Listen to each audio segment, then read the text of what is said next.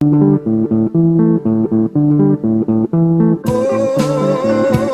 you wasting time.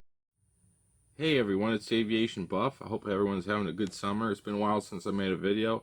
Before we begin today, please check out warbirdbunker.com for cool airplane and warbird merch, models, t-shirts, hats, stickers, and more. Link is in the description.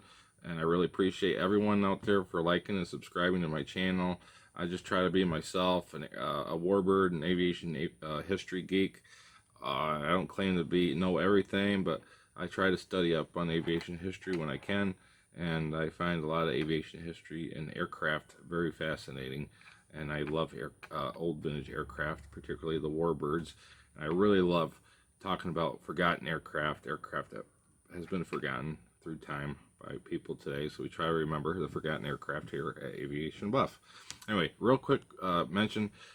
A couple years ago, Kevin Weeks, big fan of Kevin Weeks. I love his work. I love how he saved aviation history and his authenticity he tries to keep in his aircraft restorations. He mentioned a couple years ago in a video, I just bumped into it recently, that aviation museums should be in museums. That's an interesting thought. And also, I follow Kevin Weeks on Facebook, and he's mentioned recently in some comments of his that we're losing aviation enthusiasts, and he personally can't keep his museum open with visitors alone because they're just not the numbers there used to be. There's not enough people visiting aviation museums today to keep the doors open. So what do? A couple years ago, I was working on warbirds out in Ohio. I stayed the night at a friend's, and during the evening, we were chit-chatting about airplanes. And I told him, you know what a lot of aviation museums are missing today? And he's like, what? I said, entertainment. And he's like, I never thought about that before, Aviation Buff. You're right. He didn't call me Aviation Buff, he called me by my name, but my name's Nate.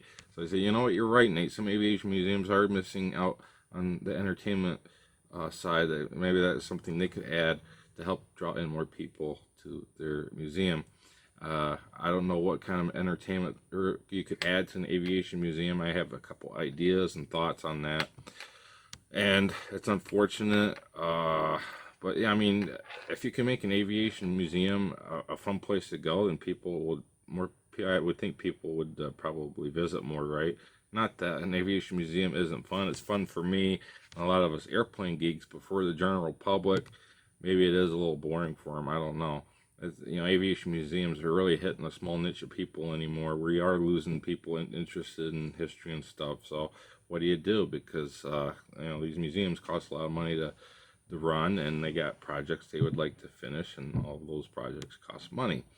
And money from visitation helps keep things going.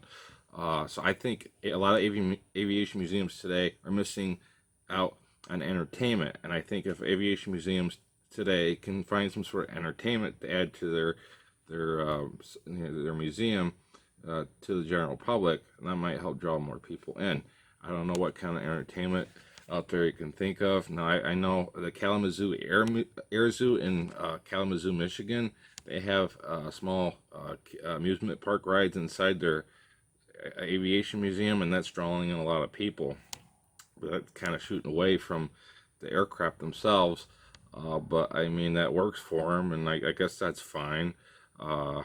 Some museums have a movie theater, but I think that's a good idea. But I've been to some aviation museums that has movie theaters, and it's always closed. They're not showing any movies. So I think maybe opening them back up on a regular basis could be an idea as well. Other entertainment, I don't know. It's a big thing. I think maybe some sort of a children's playland and incorporate aviation into that would be a good idea. I don't know what kind of playland you would think of, but I really think if you can cater to children, and if it's a really great place that kids want to go to and will bug their parents, can we go to that place? Might be an idea for museums to maybe think about. Just some stuff off the top of my head. And it's unfortunate we have to try and come up with some ideas to actually kind of move away from the subject of aviation history. But I mean, in this day and age, you have to find something to really get people's interest in wanting to come to your museum. And I mean, if you can find some that entertainment spark, and maybe that will help keep these aviation museums thriving and opening, and also giving some entertainment to the general public. Because I think an aviation museum should have a purpose of at least bringing some entertainment.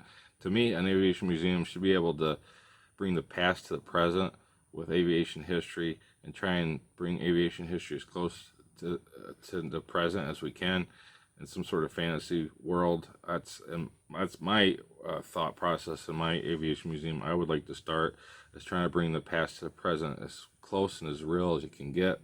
But I don't know how well that would actually be for most people. But that's what I would like to do. But I don't know if that's really a form of entertainment. I think it kind of is. And but long story short, I don't know.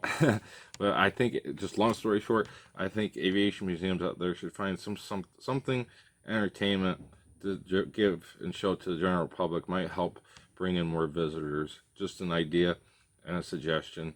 So with that, everyone, I hope everyone has a good day. Keep them flying, and I'll be talking to everyone soon.